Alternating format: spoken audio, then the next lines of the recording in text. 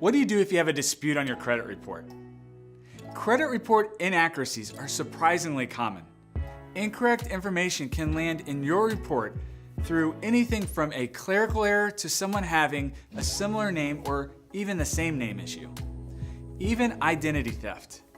This is not a joke, by the way. Millions of families are affected every year, and it pains us when clients find this out too late in the process. When this happens, you have a right to dispute inaccurate info. When your filers label you as in dispute, your lender knows that whatever they are looking at is not an accurate depiction of your lending history. That essentially leaves you with two options. Accept your errors, which may be acceptable by your lender depending on the product and the guidelines, or delay in applying for a mortgage until the dispute is taken care of. If you decide on the latter, you can submit a complaint to the Consumer Financial Protection Bureau, and they can submit a complaint to the company on your behalf.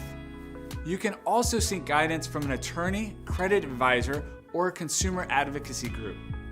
Please let me know if you'd like a recommendation or how we can better help you.